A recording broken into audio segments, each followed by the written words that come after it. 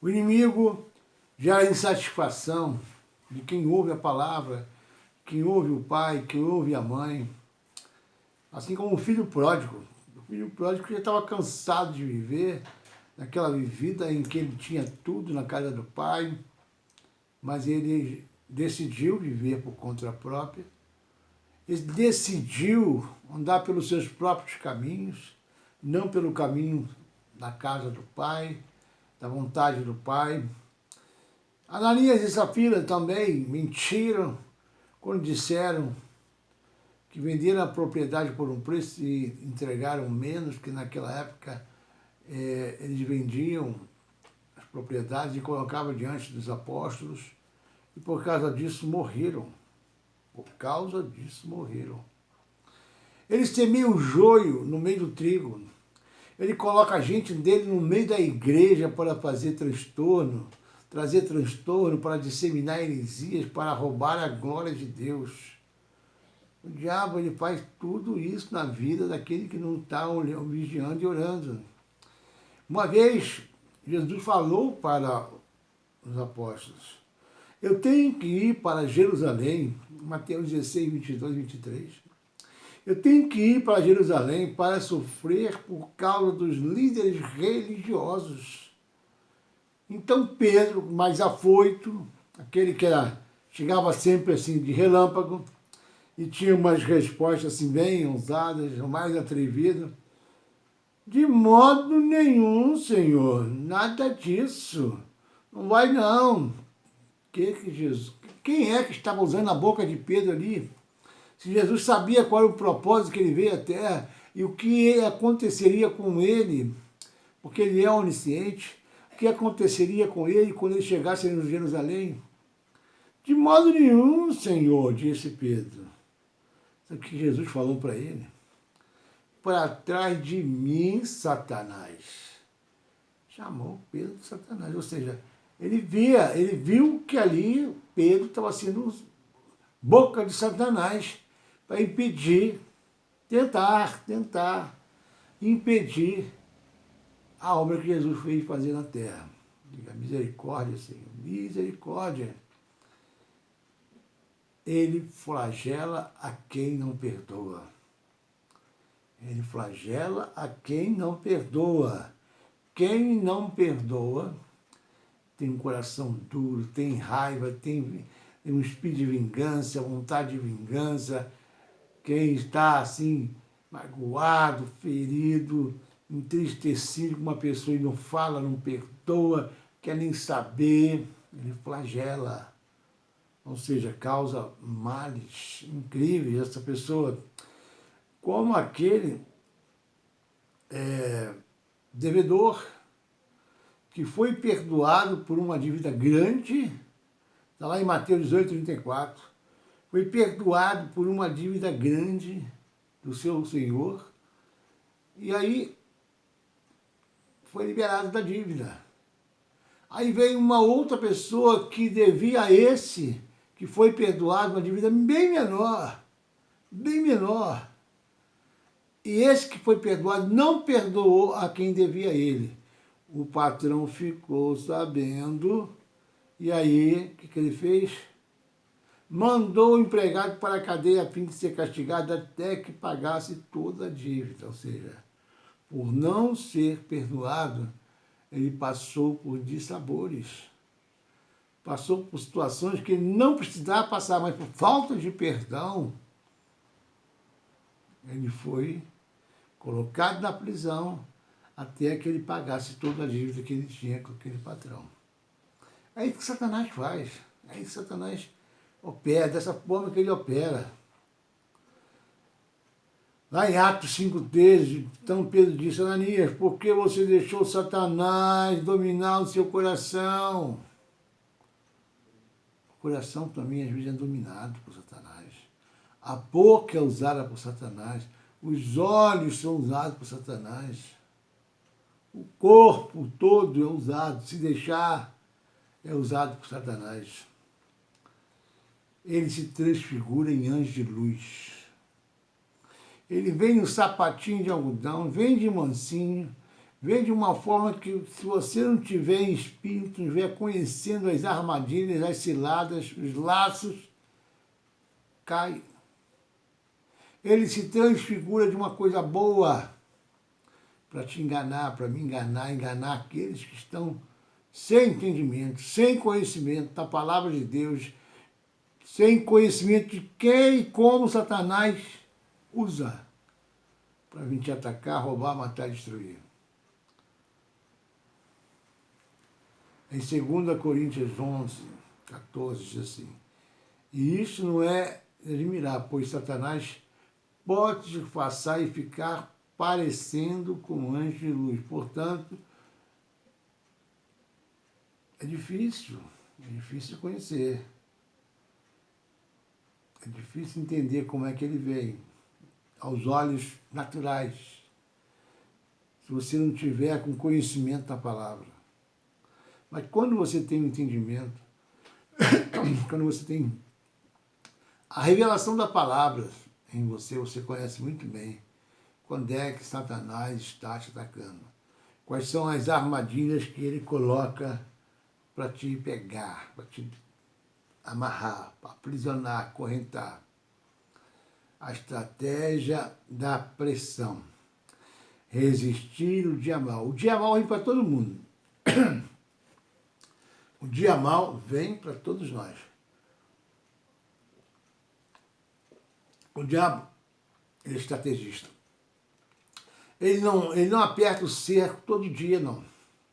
Ele aperta um pouquinho, depois deixa você à vontade. Depois aperta mais um pouquinho e deixa você à vontade.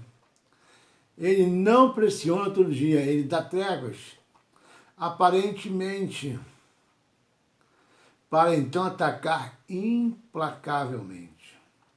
O dia mau é aquele dia que você está dando tudo errado, perdeu emprego, brigou com a esposa, brigou com o filho. O dia mau é aquele que tudo acontece de errado, e é nessa hora que às vezes as pessoas blasfemam, acha que Deus não está vendo, ainda briga com Deus, chuta o cachorro, né? Briga com a esposa, dá tudo errado. É demitido, o filho fica doente,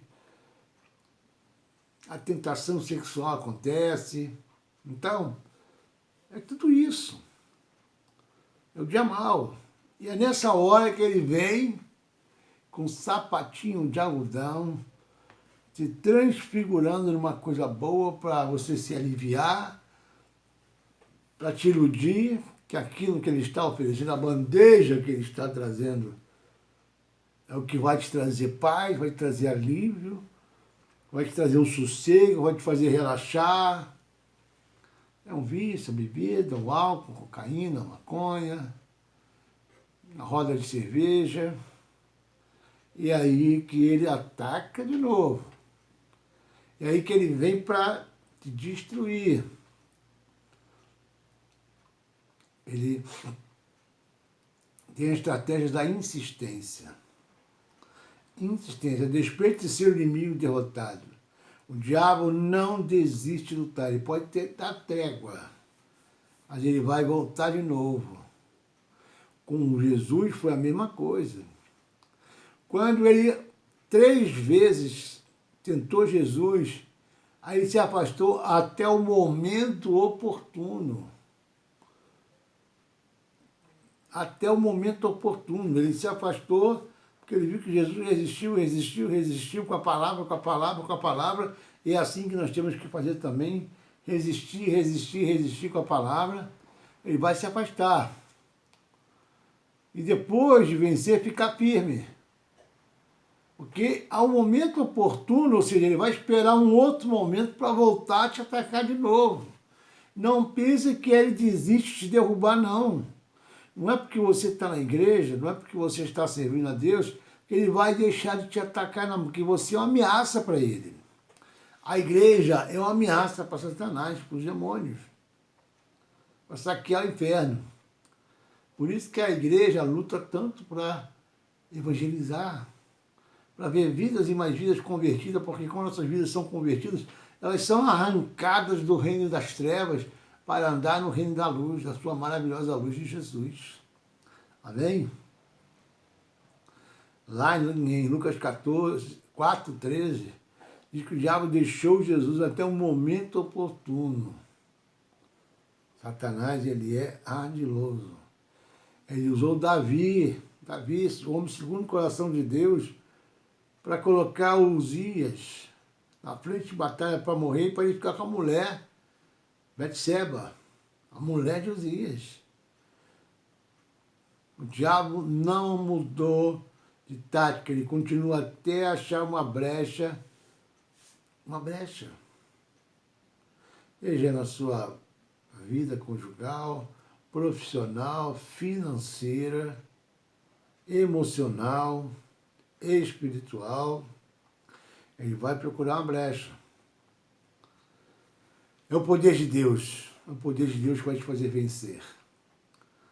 Essa batalha espiritual que nós vivemos todos os dias. É o poder de Deus, a glória de Deus, que nos dá, nos enche essa glória, desse poder, dessa unção, para vencermos os nossos inimigos espirituais. Lá em Mateus 17:16, fala sobre alguém que apresentou os discípulos um filho, mas eles não puderam curar, libertar aquele filho. Uma pessoa não pode fortalecer a si própria. A nossa força vem do Senhor. A nossa força vem do Senhor. Diga glória a Deus. Por isso é que nós precisamos do poder da armadura de Deus. Enfrentar o inimigo não com a nossa força, não do nosso jeito, mas sim com a armadura de Deus. Mas sim equipados. Mas não vamos na nossa força, mas vamos equipados com a armadura de Deus para vencer o inimigo e derrotar o inimigo e mandar ele de volta para o inferno. Amém? Bom, vamos orar. Vamos orar que nós temos um tempo a respeitar. Pai, em nome de Jesus, eu quero te pedir agora, pelos meus irmãos que estão enfrentando lutas, guerras, batalhas, que parecem infindáveis, parece que nunca vão terminar. Mas nós sabemos que maior é aquele que está em nós do que aquele que está no mundo. Opera, Senhor, conforme a tua boa, perfeita e agradável vontade na vida de cada um de nós, para que possamos estar firmes, resistindo às astutas ciladas do diabo, em vencermos o teu nome, para a glória do teu nome, para a glória do teu reino.